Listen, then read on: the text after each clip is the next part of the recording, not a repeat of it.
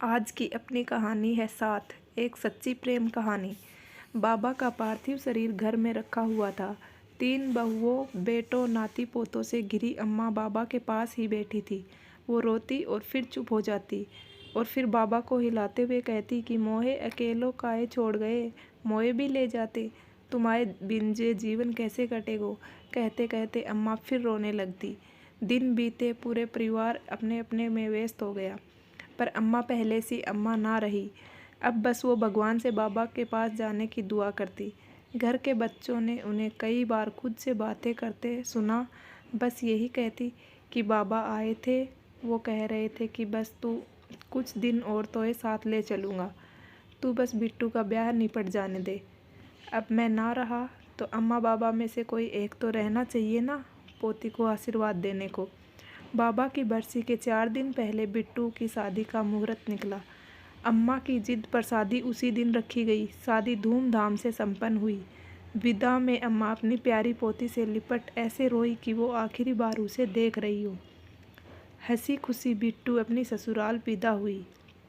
सामियाने से घर लौटते वक्त अम्मा अपनी बहू को बता रही थी कि आज बिट्टू की विदाई के बाद जे फिर आए थे मेरे पास। कह रहे थे कि बस पूज लिए पैर बिट्टू के, अब चलो साथ। बातों बातों में घर आ गया। सब गाड़ी से नीचे उतरे। आखिर में अम्मा भी उतरी और बस थोड़ा सा पैर फिसला और अम्मा ज़मीन पर गिर गई। अम्मा को उठाकर अस्पताल ले जाया गया। डॉक्टर ने कहा कि कंधे की हड्डी में फ्रैक्चर है, ऑपरेट करना होगा, ठीक हो जाएगा। तुरंत ऑपरेशन किया गया। अम्मा सकुशल ओटी से बाहर भी आ गई। अम्मा को वार्ड में शिफ्ट किया गया। अम्मा रात भर से ठीक थी। सुबह 4 बजे अम्मा की तबीयत अचानक ख़राब हुई और अम्मा चल बसी। घर वाले दुखी थे कि सर्जरी भी ठीक से हो गई, अम्मा भी बिल्कुल ठीक थी। फिर ऐसा क्या हुआ कि अम्मा अचानक चली गई। तभी किसी को याद आया कि ठीक आज ही की तारीख, आज ही के दिन, इसी वक्त बाबा भी तो हम सबको छोड़कर चले गए थे।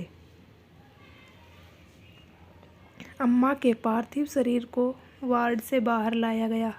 उनके चेहरे पर वो मुस्कान थी जो साल भर से किसी ने ना देखी थी। अम्मा खुश थी बाबा के साथ पाकर, वो खुश थी सबसे दूर जाकर।